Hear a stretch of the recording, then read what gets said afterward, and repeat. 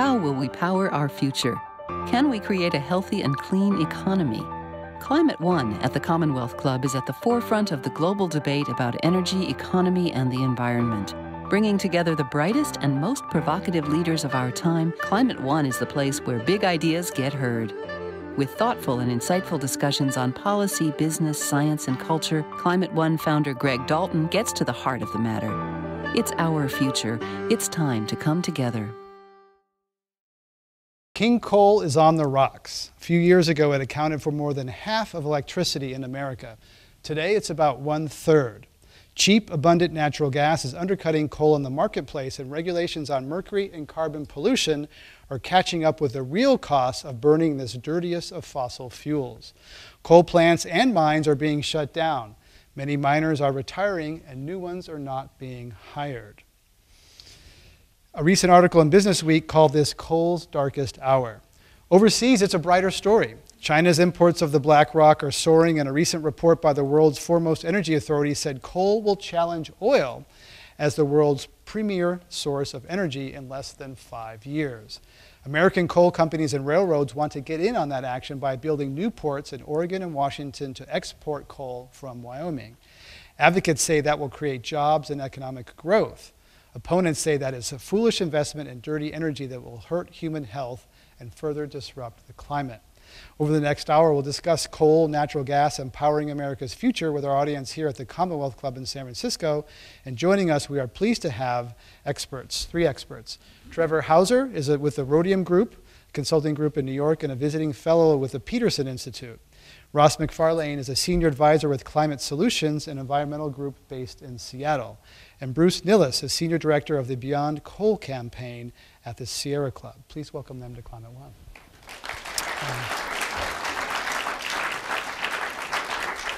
Before we begin, I should mention that we invited industry voices to join us here today from the American Coalition for Clean Coal Electricity and the Northwest Coalition for Jobs and Exports.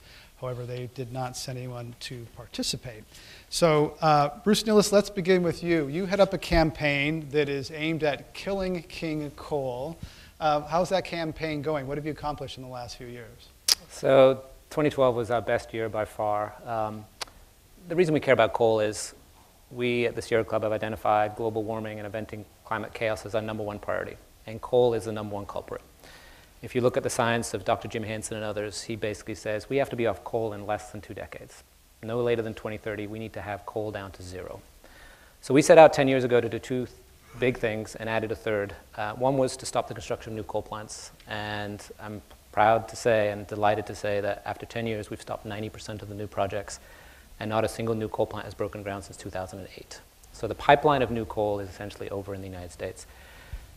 We then turned our attention 2 years ago to how do we retire and replace the existing fleet with clean energy. And so that's been the bulk of our work going forward.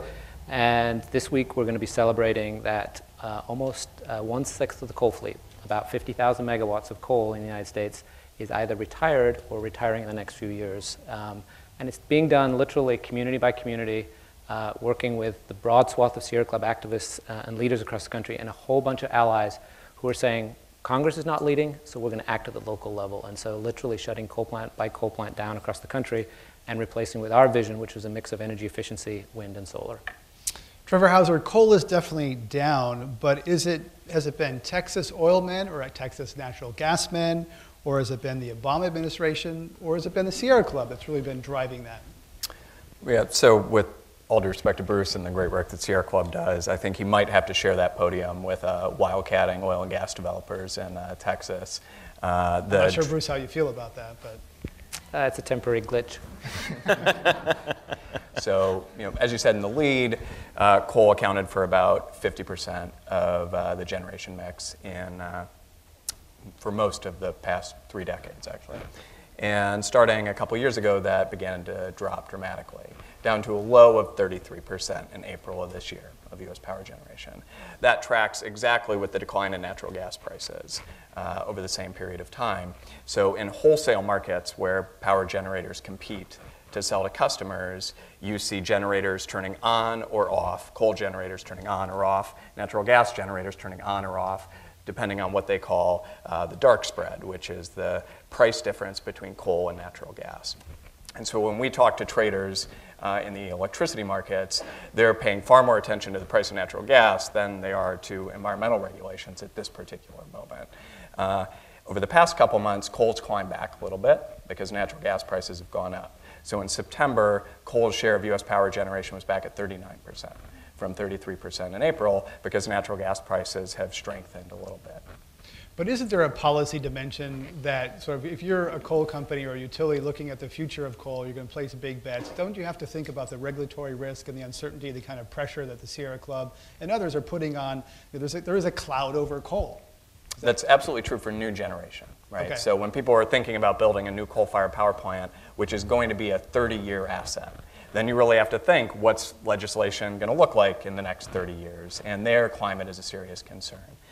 It's also going to matter on the retirement side that Bruce was talking about. So the economics of natural gas have led to less generation from coal-fired power plants. But most of those plants haven't yet shut down. They're still available to be turned back on if those economics change. What regulation from the federal government, what environmental campaigns, the impact that they'll have on that existing generation is to force closure of plants that recently have stopped producing just for economic reasons. Well, it's not actually quite true, because we do a lot of work in places like Kentucky where there's a giant coal plant, 800 megawatts by any measure, fairly efficient coal plants built in the 60s. Through environmental regulations that we have been very engaged to push and support at the federal level, that plant has to decide, do we put on $1 billion scrubber to finally clean up our act, decades late, or do we retire? And so we have been in the Public Service Commission proceedings saying it makes no economic sense to put a scrubber on, to raise rates for ratepayers in Eastern Kentucky by 30%.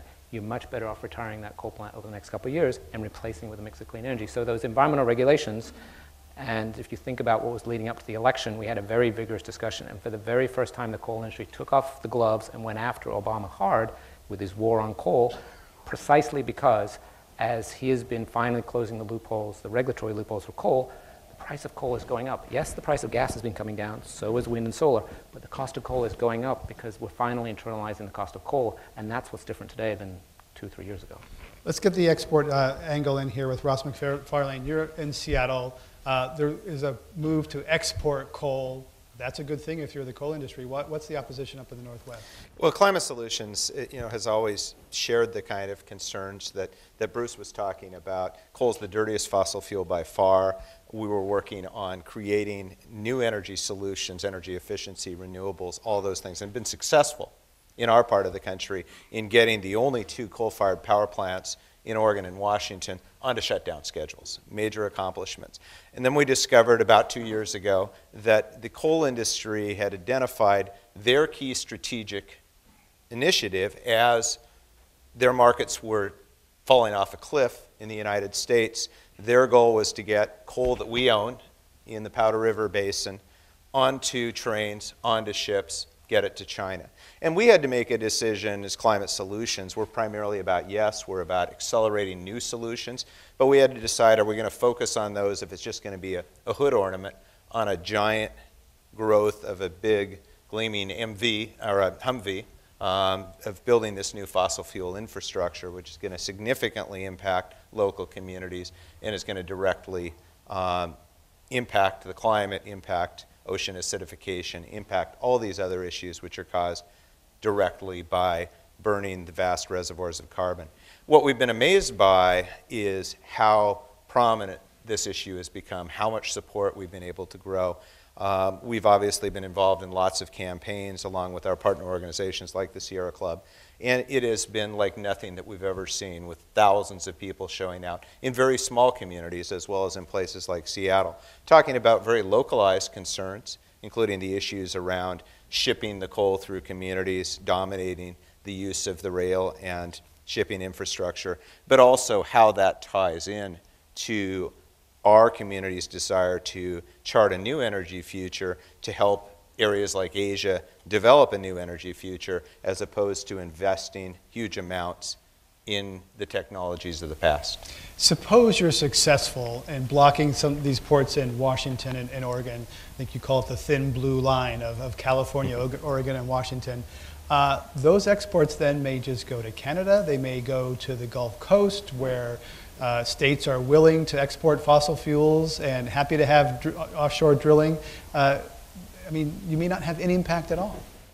They're fighting it everywhere. I mean, we're fighting it everywhere. And but it's a lot easier to fight in Seattle than it is Louisiana, that, right? I would say there's also significant infrastructure constraints. British Columbia, for example, has been exporting coal, but primarily what's called metallurgical coal, which is much higher value and is mined locally in British Columbia. There are proposals to get this thermal coal that is lower value from the United States in larger amounts there. There's significant problems, infrastructure challenges in ramping that up anywhere near as much as the coal companies want. And there's a hugely growing local opposition, including the kind of First Nations groups which are very powerful there and are working closely with the groups that are working in the Northwest. Shipping it off other coasts probably just doesn't make economic sense to fuel the area that we're most concerned about, which is the growing Asian economies. Trevor Houser, do you agree about the cost won't that coal find a market somewhere? So there's a question about how competitive U.S. coal is in Asia, and that's not entirely clear. There's points over the past decade where, had there been a rail link between Wyoming and the West Coast, that coal would have been competitive, and there's been points where it wasn't competitive. To me, the interesting question is, over the next 2 decades, if we build that coal export infrastructure, from a climate standpoint, how much will that change the price of coal in Asia, and how much will that increase Asian coal demand? So let's say we're exporting 100 million tons of coal.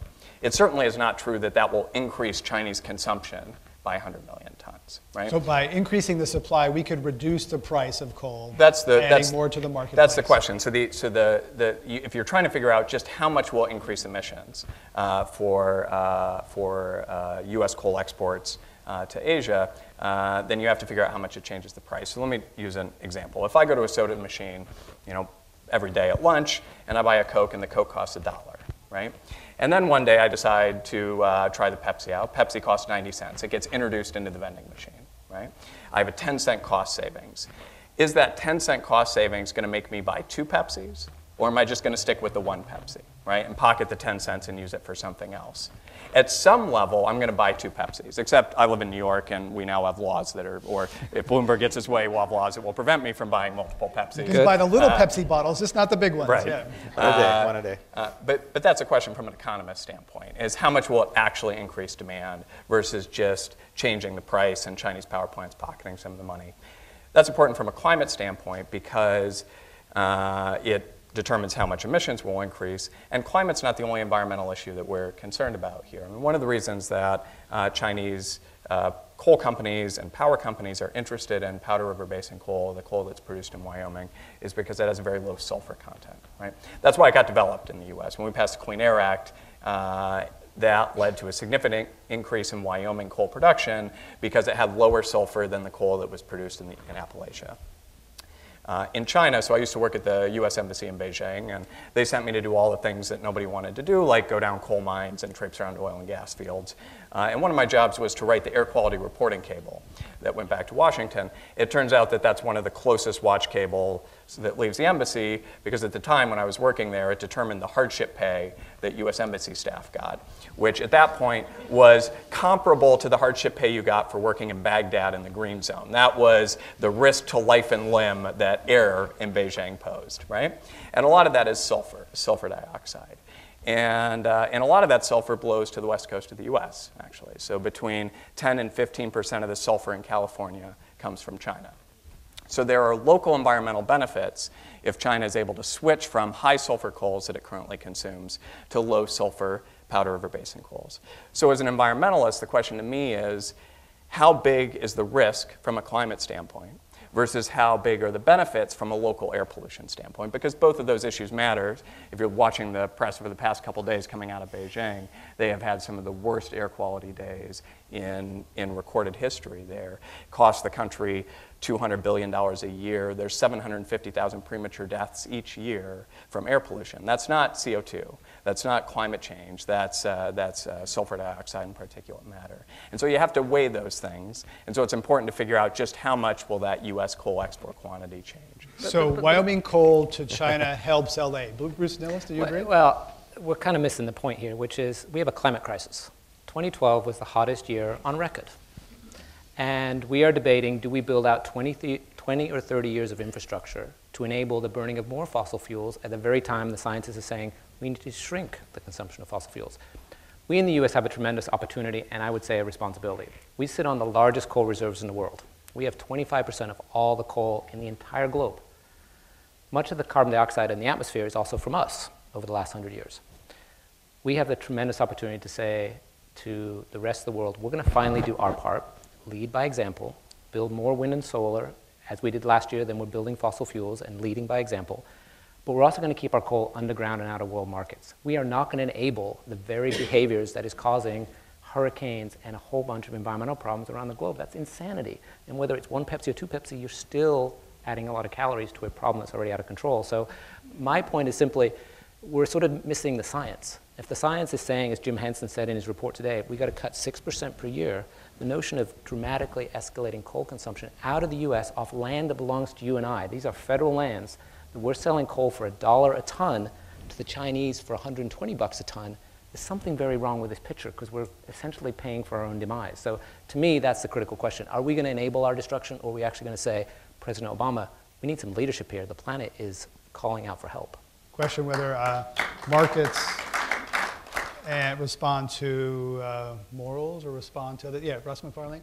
Well, I wanted to just pile on to what Bruce was saying. The key issue is building out the infrastructure for massive increase in fossil fuels and for drawing down these reserves that, if they're tapped, are going to lead to an unavoidable climate crisis, unavoidable crisis in terms of our oceans, all sorts of other vectors. And it's not just folks like Bruce saying that, or folks like Bill McKibben, or prominent scientists like Jim Hansen.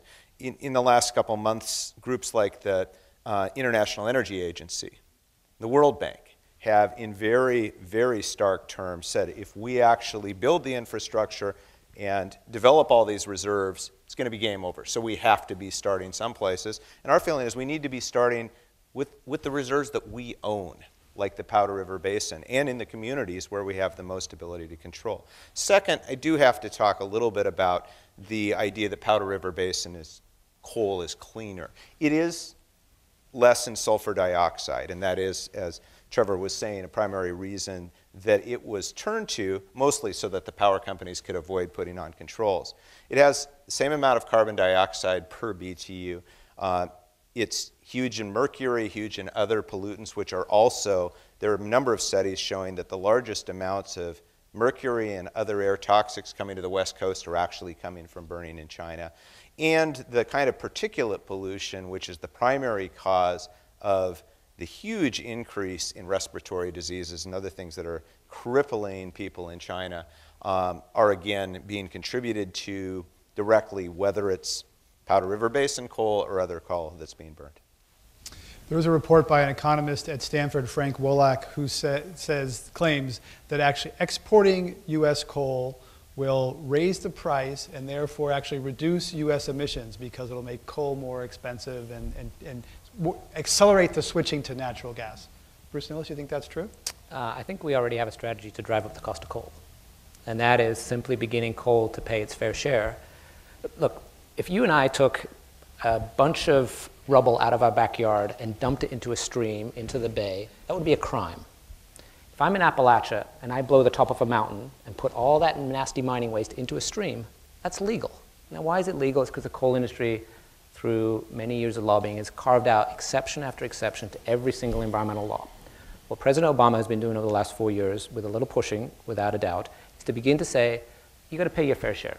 Let's level the playing field between all the fuels, and let's have coal reduce its mercury pollution, stop filling in streams in Appalachia, and beginning to do its fair share. So that's one of the reasons you're seeing coal prices go up, because they're finally internalizing the cost. At the same time, wind and solar prices are plummeting, and that's why we're seeing record growth of wind and solar, particularly here in California.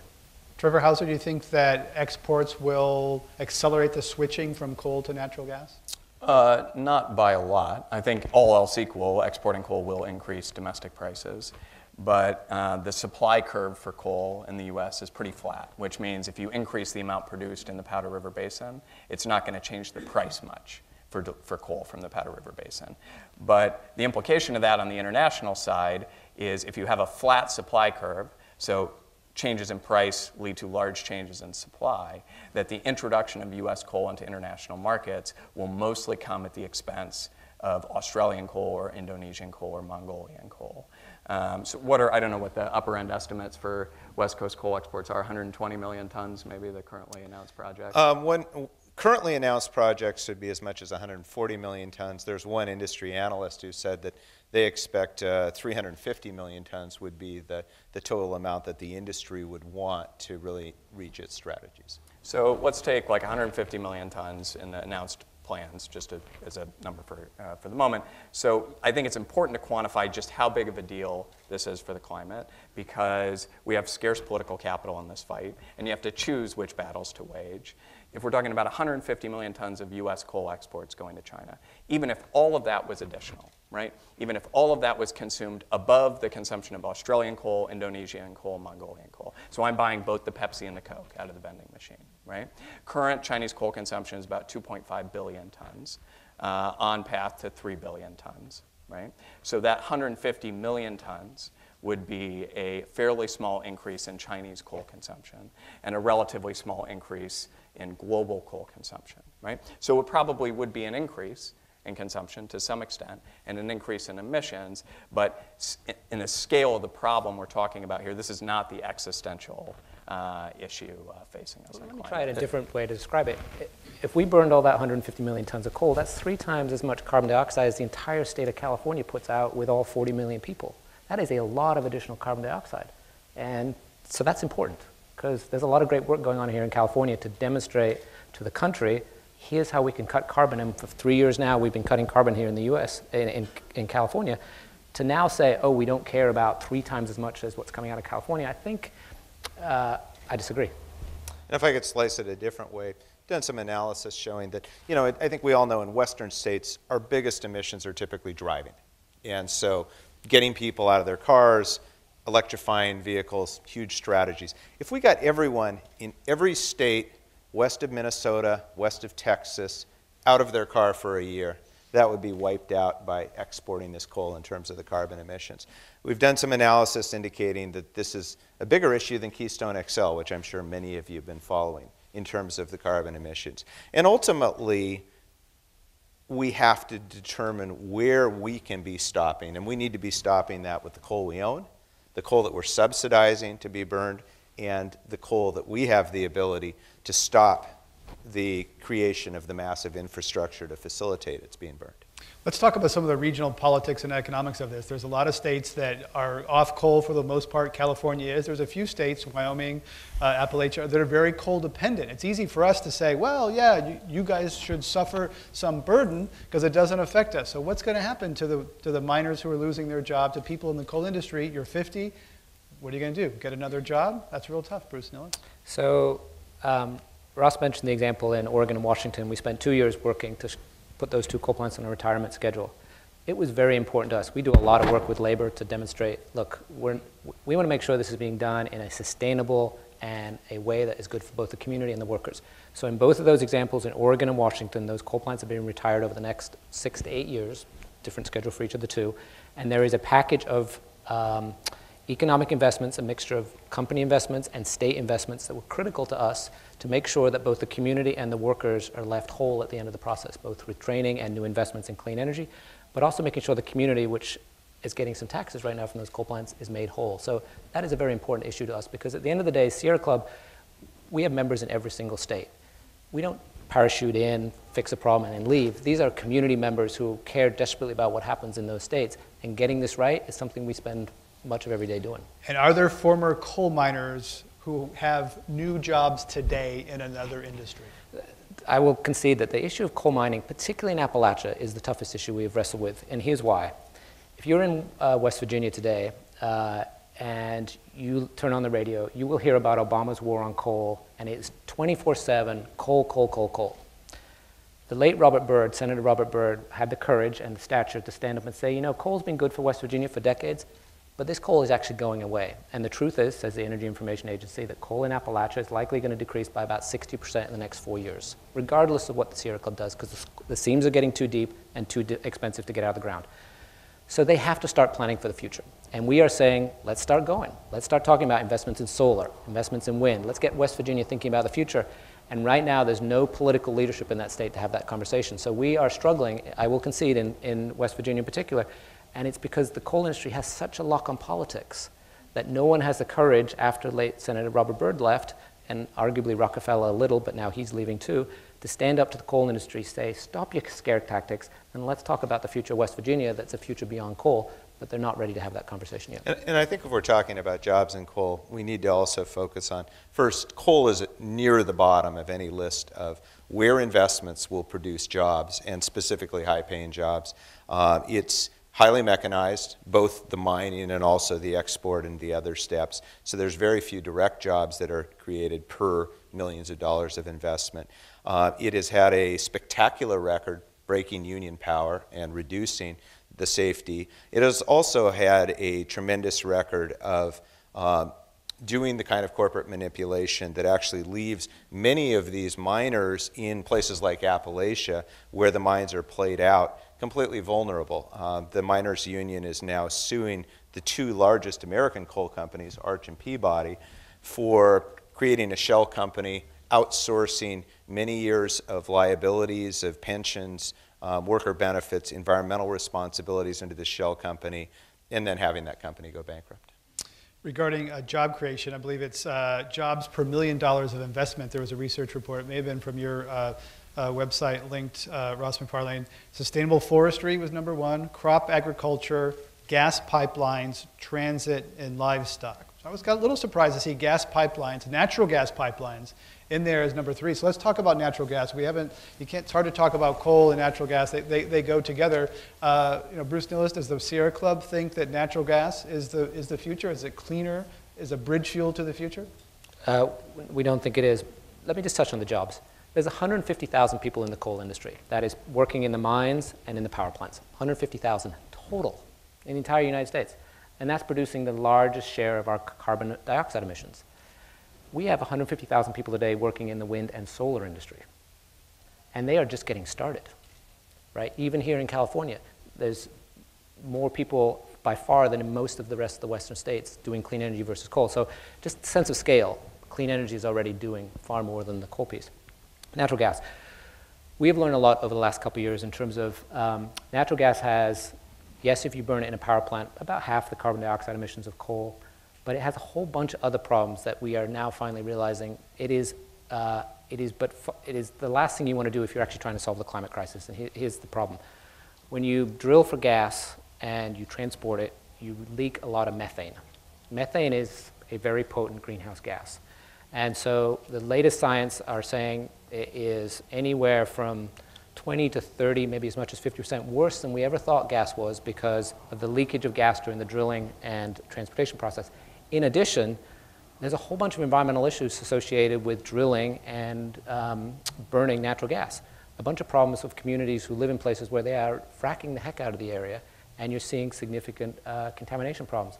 So when we think about how are we transitioning to a clean energy economy, our vision is let's go from coal to wind and solar. Let's go from coal to large investments in energy efficiency and showcase how to do it and not get stuck in the process with something that has a whole host of environmental problems. When you said you've learned a lot in the last couple of years, it's interesting because it was just a couple of years ago that the Beyond Coal campaign received, $26 million from a natural gas company.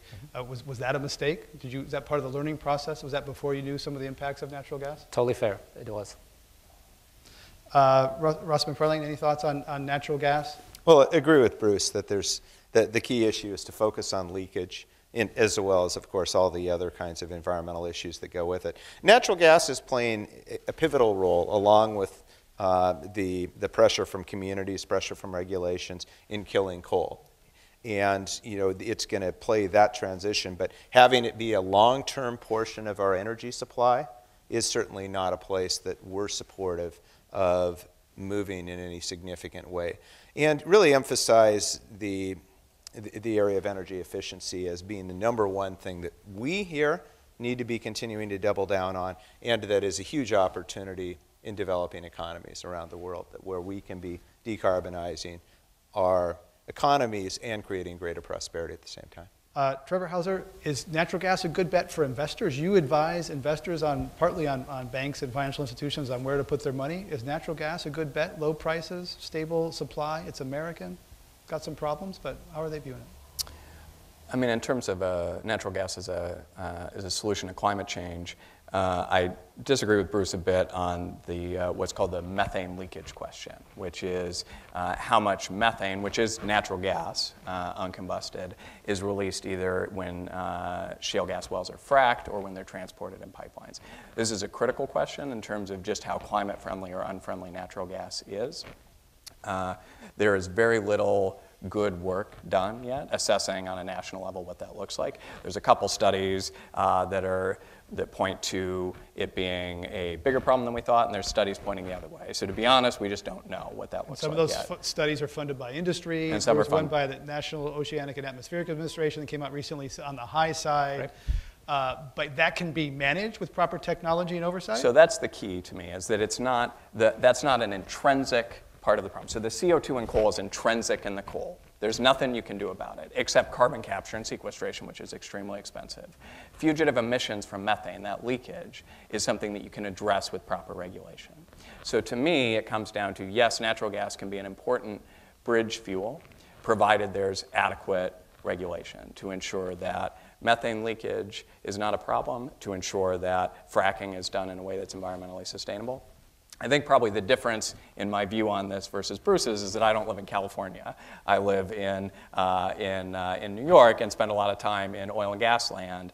And while I would love to see us go right from coal to wind and solar, that is just not the political world we live in. When you're in a world where the president can't say climate change, you're not in a world where there's sufficient political appetite to replace coal-fired power plants with wind and solar. I wish we were in that world, but we're not in that world. So let's go to the real world. Texas has installed 10,000 megawatts of wind. They're not doing it because of climate change. They're doing it because it's good economics, right? So there are states that you would put in the gas sector, but they're doing incredible things on clean energy. So they're doing that because of a federal tax credit, right? The PTC that gives 2.1 cents per kilowatt hour. Credit, which has got extended for 1 year. Right, so there's a taxpayer subsidy to wind that enables it to deploy, right? Everything's subsidized.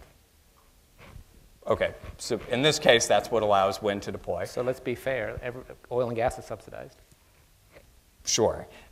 In Texas, I think the opportunity that natural gas provides is you have a state that produces a lot of natural gas, is reliant on Powder River Basin coal imports.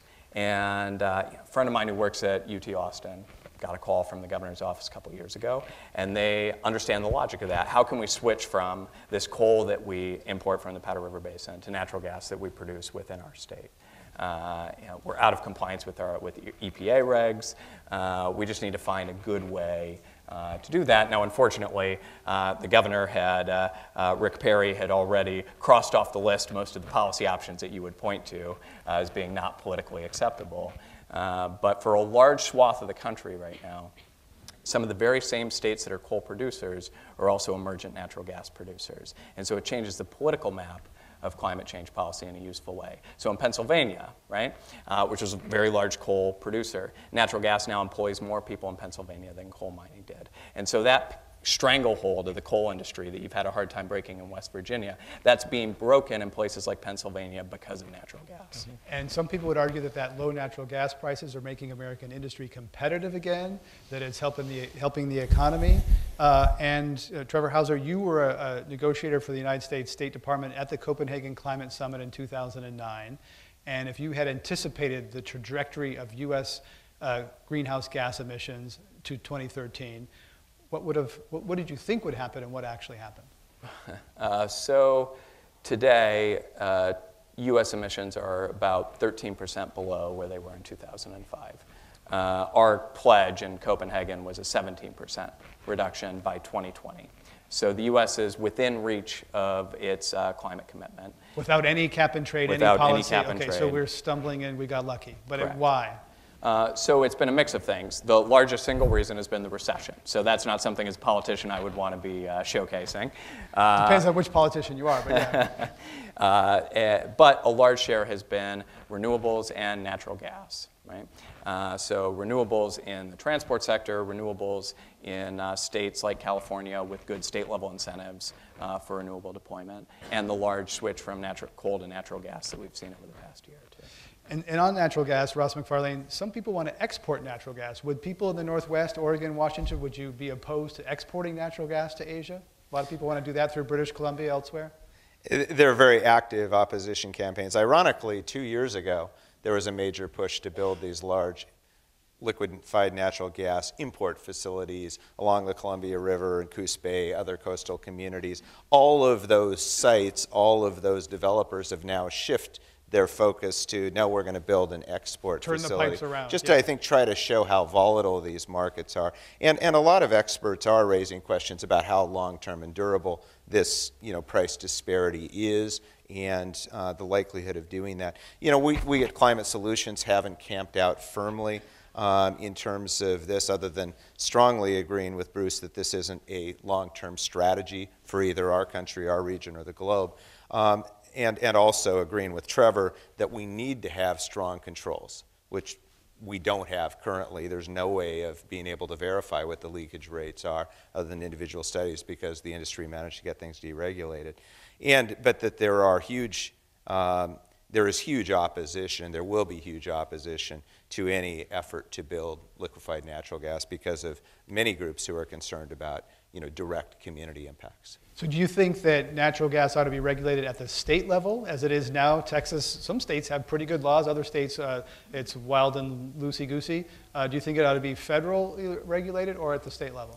I'd say all of the above. I mean, it was under Vice President Cheney and his Energy Commission that was set up, some of us remember back in 2001, 2002, that really rammed through the massive deregulation that natural gas wanted at the time and created the circumstances for the boom that we're seeing now.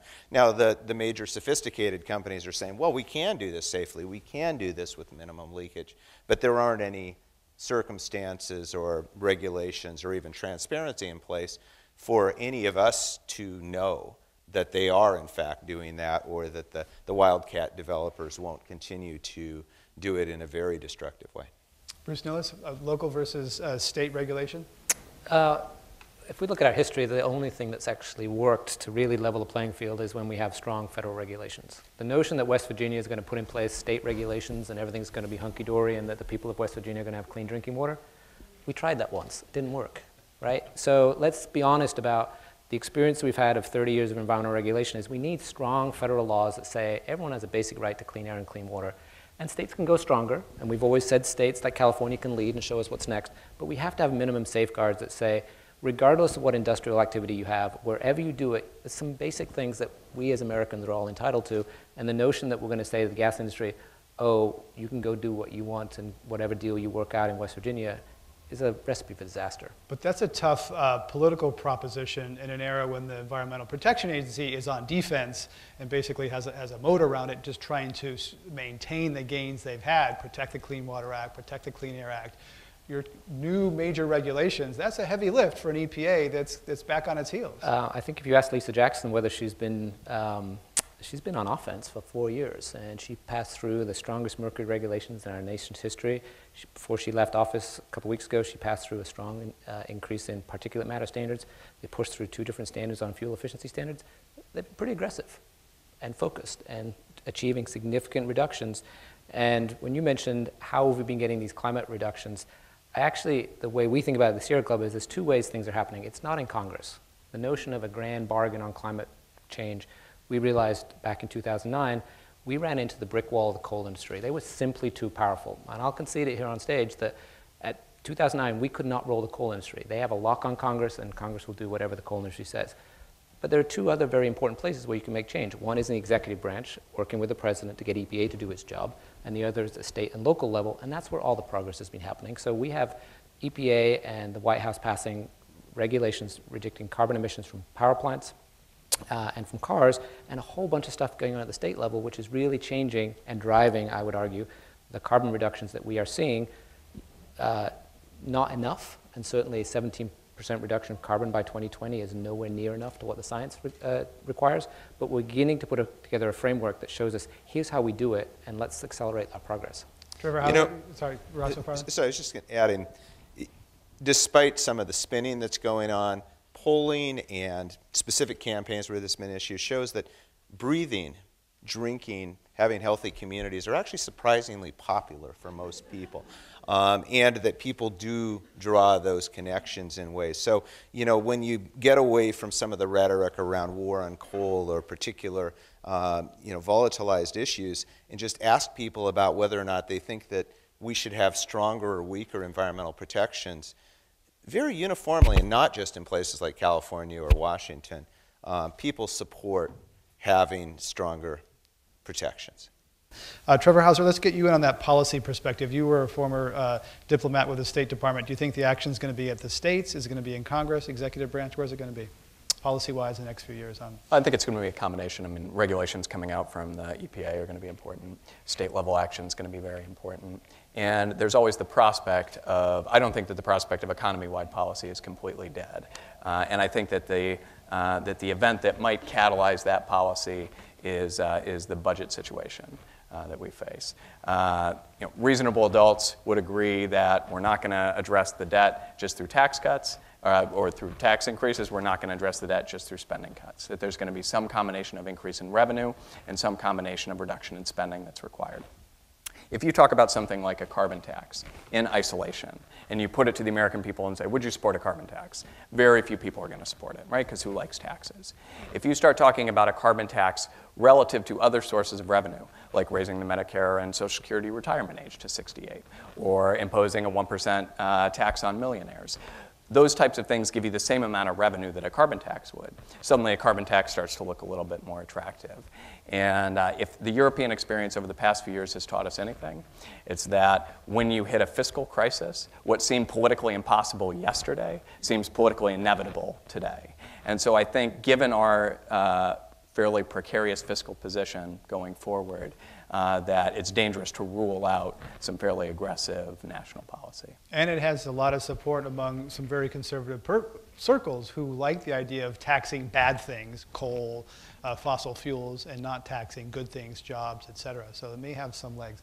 Let's have our audience question. Welcome, sir. Thanks. Yes. I'm Gavin Purchase from the Climate Works Foundation. Questions really to Bruce, but to all of you. We've got a sixth of the coal fleet already. The current regulations that are in place make maybe a third vulnerable that we can get offline by 2020. How do you get the rest? So to me, the economics of coal changing in the last couple of years has been one of the most exciting things in the decade I've been doing this work. We are seeing wind development in a state like South Dakota, which everyone appropriately thinks of as a very red state, and there's not a lot of discussion at the state legislature about solving climate crisis.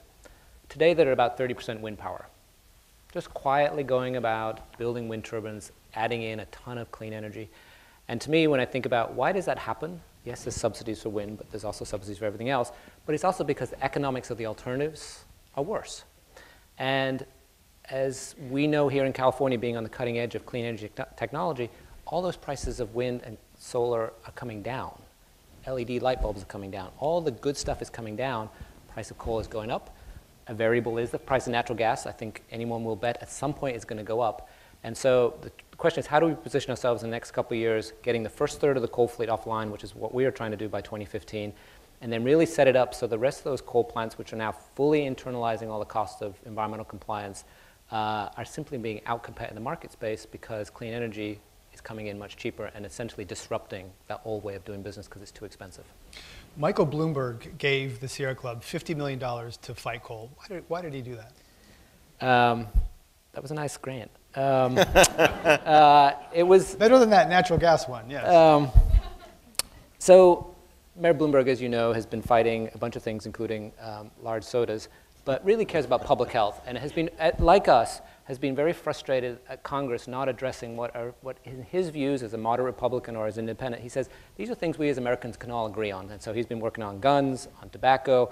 He's been willing to pick fights with some very powerful industries.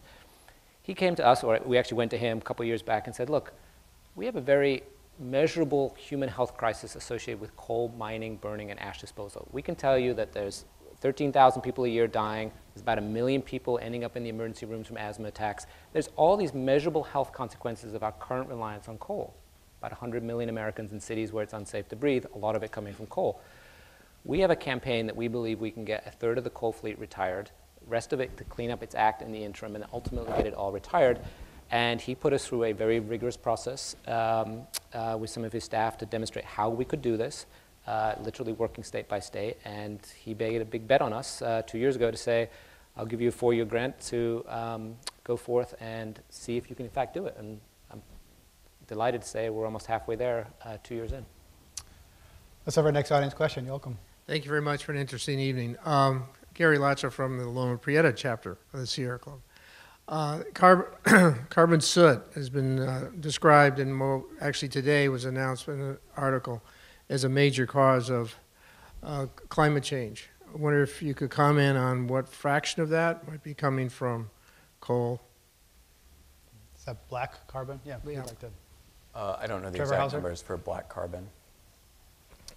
I don't know the exact numbers either, but soot, black carbon is a significant outcome of coal plants, especially the kind of relatively Explain uncontrolled. what it is and why it matters. Well, it's essentially particulate matter that is formed from incomplete combustion of coal and other things. There's also a large amount coming from diesel.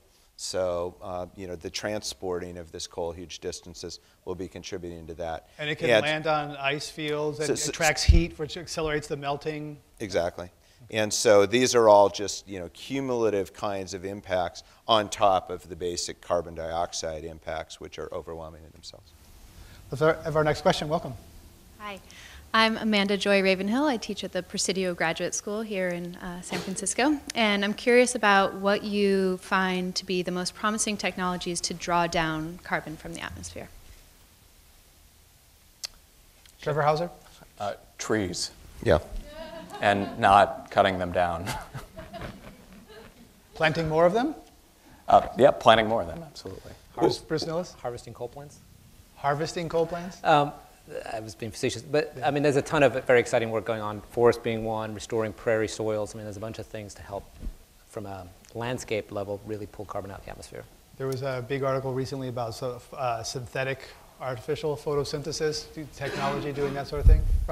We at Climate Solutions are working on an exciting initiative called the Northwest Biocarbon Initiative, which is basically how we can move beyond what we need to be doing in terms of stopping carbon emissions, declining carbon emissions, but then figuring out how we can create healthy ecosystems. I'd agree that trees, farming, sustainable practices are still the key ways to be able to do that. And we've got to be able to harness all those kinds of techniques in both urban and rural environments. And let me just add why it's important. Bruce Nilles? According to the best science, we essentially need to be done with fossil fuels sometime in the next 20, 25 years, and then be negative carbon. And the question is how to get there. And there's a lot of very exciting ideas, as was just described, about how you better manage the landscape so that it's absorbing carbon out of the atmosphere. But essentially, we need to stop making the problem worse in the next couple decades, and then actually begin to pull more carbon out of the atmosphere, which is very exciting work. And you're confident it's going to happen? We have to make it happen. Yeah. Yes, sir. Welcome. Hi, thanks for a very interesting discussion. My name's Nate Aiden. I'm with the World Resources Institute in Washington. As everyone here knows, the EU has been pretty far ahead of the US in climate policy and energy policy overall.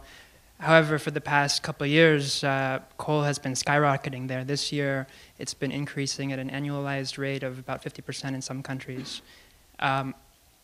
Also, the largest, everyone likes to talk about US exports to China, but actually the largest export destination for US coal is the Netherlands for 2012 and 2011. I'm wondering if the panelists could comment on what went wrong in the EU and what's going on there, because the EU ETS, the idea was that when this happens, the price of carbon would go up, but it's been very low for the past year, regardless of rising coal use. So ETS being a carbon market in Europe. What's wrong with Europe? Coal, and this is a very good point, thank you. Coal is really surging internationally, maybe on its knees in the United States, but internationally it's a different story. Bruce Nilles? I would urge you to dig below that story because there's actually a couple of fascinating things going on. So I actually grew up in England, and the story was England's increasing its coal use, which is in part was true because gas prices were up, but it was also because they have a rule in Europe which is to phase out their coal plants, and they had a certain amount of hours in which to operate before they had to retire. And they're essentially, the last 2 years, been running them full out to use those hours up, and now they're shutting them down. So I think what's important in all this is what's the trend? And the trend is not, at least long term, that coal use is going to go up in Europe. It's actually going down. Now, Eastern Europe is a different story, but at least in the Western Europe part, indications are that it's just a short-term phenomenon because of the way they set up the program that they're running these coal plants before they ultimately shut them down. But wasn't there also some things in Germany went from nuclear and they went to coal after they shut down nuclear pretty fast after Fukushima, and coal replaced it? Trevor Houser? Primarily you can blame the Greeks. I mean, you have a cap and trade system, which means you set a cap for overall emissions, and then if emissions are below the cap, then you can burn whatever you want. From an economist standpoint, that's fine. You should be setting your cap at where you want emissions to be, and then you let the market determine what's profitable to burn. So if the bottom falls out of the economy and there's just less demand for energy, then you meet the cap pretty easy. And that's what's happening in the EU ETS right now. That's just that emissions don't cost a lot in the market because of weak demand for energy. I'd only add, I spent a lot of time reading coal industry publications, and even the folks who are very bullish on coal see the EU growth as being a short-term phenomenon for the reasons that both Trevor and Bruce were describing.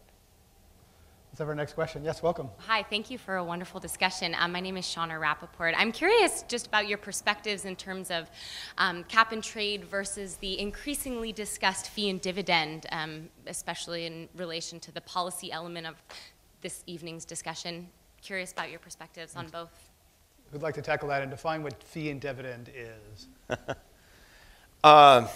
Jim Hansen was recently, and he said I guess he's the main advocate of fee and dividend, and I guess David Letterman asked him, who's a meteorologist and really gets climate change, and what do American people need to understand? And he said they need to understand the difference between cap and trade and fee and dividend. And Letterman just collapsed, like, how's that going to happen? So please define. I'm not going to define any of this. Our primary goal on this is get her done. We need to start putting a significant and escalating price on carbon. We need to be putting a cap on carbon. We personally have been more in favor of the cap over the years. We put less focus on the trade, but that can be an economically efficient model to get things done. But we want to be focusing on what's politically feasible to both address this overwhelming climate crisis, but also to provide revenues for some of the key fiscal issues that we're all facing. We just absolutely need to be doing that.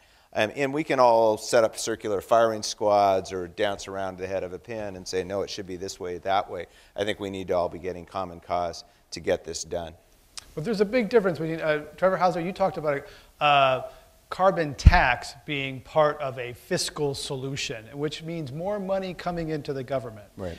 Fee and dividend is the money comes into the government, it's revenue neutral, and it goes back to the people. It doesn't feed big government, which may engender some political support. So I'd like to hear your take on fee and dividend versus other revenue mechanisms that bring money into the government. Yeah, I mean, the basic question is, are you taking the revenue that's being generated from a program, and you can generate revenue from a cap and trade program, you can generate revenue from a fee and dividend program, you can generate it from a carbon tax. And California's doing that, right? You've got three options with that revenue. You can either give it to the companies that are impacted to offset the cost to them. That's what would have happened with most of the revenue under the Waxman-Markey bill, that it would have been given back to power generating companies in the hopes that they use that revenue to keep electricity prices from rising.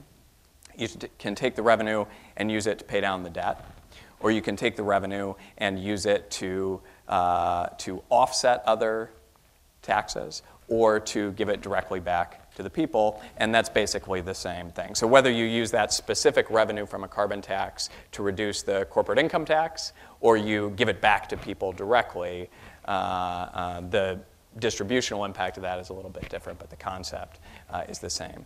At a national level, I think there's almost no prospect for cap and trade in the foreseeable future. You cannot overstate how politically toxic that particular mechanism has become.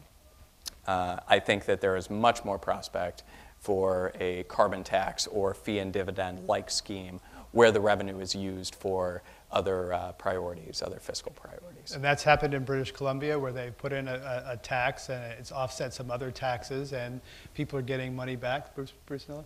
Well, it's interesting you mentioned British Columbia, because one of the great models to us is the sister state of Ontario, which just yesterday announced it was shutting 2 of its last 5 coal plants. It wasn't through any fancy cap and trade or fee and dividend or carbon tax. It was good old-fashioned regulation that said, we, the state of Ontario, we both do health care. They have state-subsidized health care, plus we provide energy for our people, electricity. We did the math. It makes no sense to burn coal and then have to pay to get people well from getting sick. Let's do the math, and we're going to shut down all the 5 coal plants over the next 5 years. And that's what they did. And it was very orderly, and they're building out clean energy. And it's sort of a rational decision-making process that says we're going to shut them down through regulation, and that is a very clean and efficient way to do it. And the United States federal government has parts of the government that are charged with getting money from leasing public lands for fossil fuel extraction, and other parts of the government that are charged with addressing the consequences of doing that. So let's talk about the leasing aspect and how you think that's subsidized very cheaply. The U.S. taxpayers are not getting a good deal. Well, so this is one of the things that's really bubbled up over the last 12 months, which is most of the coal in the U.S. comes off of federal land that you and I own in Wyoming and Montana. It's leased by the Bureau of Land Management out of the federal government, and it's been run with this most bizarre, corrupt process where essentially there's no bidding. As all the coal things, as anything being touched by the coal industry, they've essentially gutted any requirements for any open bidding, and they're essentially getting coal for rock bottom prices of around $1 a ton. And that's land that belongs to you and I. And so the question we have, whether it's coal or the oil and gas drilling that we are calling on the president to ask is this the vision that we in America have, which is we're selling off our public lands for the coal industry to make a quick buck to then ship to China to accelerate climate change?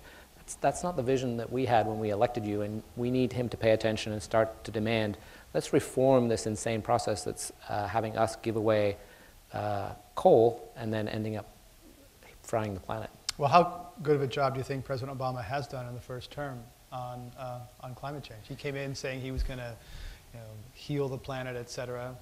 Has he delivered? I think we gave him close to outstanding marks. When you look at what he did on investments in during the stimulus in terms of investments in energy efficiency and clean energy, and he appropriately says during his 4 years we doubled the amount of clean energy installed in the United States, which is true. So we had the largest investment in wind and solar ever over the last 4 years. Under the leadership of Lisa Jackson at the behest of the president, we also did 2 rounds of fuel efficiency standards for cars and began to put in place a regulatory system to regulate carbon from coal-fired power plants and natural gas power plants, the first ever in the country. So from a carbon perspective, doing what the president can within his executive powers, we think he did a pretty good job in terms of really beginning to lay the groundwork for how do we get there. Now, Congress needs to do its fair share, and that is a whole separate problem. But in terms of what the president did in his 4 years, it's a good foundation. Yesterday, or a couple days ago, we laid out a bold vision for the second term of a whole suite of things the president can do to really build on what he did in the first term, to really accelerate and build on the gains of what we accomplished in the last 4 years. Trevor Houser, would you agree? Close to outstanding marks? I will recuse, having worked for the administration, I will recuse myself from evaluating its performance. We'll let you, okay. Ross Macfarlane? I would agree. But there's far more that the president needs to be doing moving forward, and that's what we're going to be looking to hold him accountable for. I mean, I think any leader says, look, I want to be doing these things, now make me do it. And we all need to be doing that, certainly around the building out of infrastructure for whether it's fossil fuel exports, things like the Keystone XL, which are going to tap into these huge reserves, reforming these leasing or royalty practices so that we as the taxpayers aren't getting fleeced by these companies who are trying to profit from these schemes, making the kinds of strong appointments that are going to follow up with the leadership that Lisa Jackson has had at EPA and ensure we got equally strong leaders in places like the Interior, which are going to be critical for this, are all things that we're going to be looking to do. We need to be having that kind of leadership moving forward if we're going to turn this climate crisis around. Let's wrap up, and I want to ask you individually about what you've done personally to reduce your own carbon footprint and what you might do in 2013. We'll go this way. Ross Macfarlane? Well, let me say a good thing and bad thing. I just installed solar panels, and they're powering a plug-in Prius in my driveway, which I'm very excited about. And actually, the economics on both of those things are phenomenal. The bad thing is I'm actually on a different project, flying around the globe a huge amount, trying to work with aviation leaders who are looking to create low-carbon fuels. I figure that part of my carbon footprint is an investment in a low-carbon future, but it's still a risky bet. And what you're going to do in the future, other than stopping flying? What's your next thing? Walk more, bicycle more. Yeah, and thanks for flying here today, by the way. Trevor Houser? I think, unfortunately, I'm moving in the wrong direction because I'm moving from New York City to California this summer. So I'm going from no car, 900 square feet of cogeneration apartment building to, I don't know how many cars you have here in California each. It seems like 7 or 8. It's a law that we have 5 each, yeah. Yeah, so I'm not going in the right direction. But moving to California is a good thing. Bruce Nilles? So I moved to California 3 months ago, and after 4 years of car-free living, I bought my first car, my first new car ever, and did a lot of shopping around about the electric choices and ended up on the plug-in Prius. And to me, it still obviously has a fair amount of gasoline, but to me, it was the notion of driving around the East Bay with nothing but electricity, and then thinking about how California is on the track to have, at some point, if we push hard enough, 100% clean energy. That to me is enormously exciting. So even though I spend my days working to shut down coal plants, the transportation sector and the excitement of having an electric car, to me, there's a lot of promise there. I'm not sure I can let this by. A plug-in Prius is not quite an electric car, so why didn't you guys go all the way to electric? The thought was, because if you have a full electric, because we only have one car, if you have a full electric, then you may want to go to Tahoe and go skiing. And you can't get there and back. And how many times a year does that happen? I've been once. Okay. Ross Macfarlane? You know, it's actually primarily my wife's car. Mine's the old wife Dodge. No, I'm just saying, and she goes to Olympia once a week, which is outside the range of a pure electric. Once a week. That's a different story. It's interesting. Some of the electric car companies are talking about bundling car rentals with that, so that to address that kind of, you buy for the 95% of the usage, and you sort of rent for that 5% usage, that dreamy, fictional trip to Tahoe once or twice a year, where everybody likes to think that they do with their SUV, and so they're thinking about making that really easy. Some EV owners also swap with their neighbors and say, well, okay, can I have your SUV for the weekend, and you can have my leave?